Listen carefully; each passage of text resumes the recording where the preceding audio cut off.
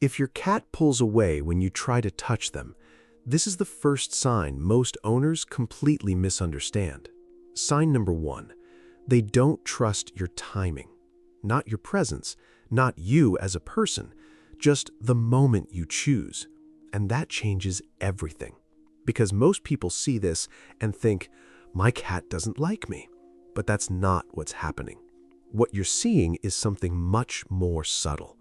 Your cat is protecting their space, not because they don't care, but because to them, physical contact means vulnerability. In the wild, a cat that allows touch is lowering its guard. It's giving up control, even if just for a second. And your cat still carries that instinct. So when you reach out suddenly, even with good intentions, their body reacts before their emotions do. They move away, not to reject you, but to stay safe. And here's the part most people never notice. It's not about distance.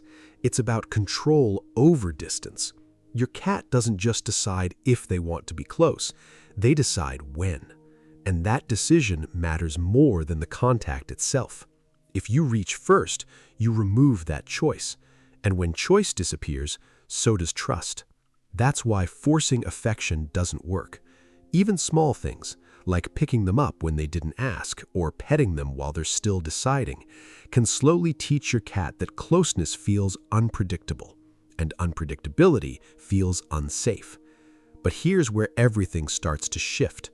Because your cat is not avoiding you, they're watching you, studying you, learning how you move, when you reach, how you respond. And they are constantly asking one silent question: will you let me decide? And if you're starting to see your cat in a different way right now, consider subscribing, because these small moments most people ignore are where the real connection actually happens. Now here's something you can try. The next time your cat comes near you, don't move, don't reach, don't call them. Just stay still. Let the space exist. At first, it might feel strange, like you're doing nothing, but to your cat, this is everything. Because now, they're in control of the moment. They can come closer, pause, change their mind, or leave. And every one of those choices matters. Because each time you respect that space, you're building something invisible. Something your cat doesn't give easily: trust. Not the kind that comes from feeding them or playing with them, but the kind that comes from feeling safe without pressure. And when that starts to happen, something changes. Your cat begins to stay closer, just a little longer. They sit near you without leaving. They watch you without tension. And eventually, they close the distance on their own. And that moment is completely different from anything you forced before, because now they chose it.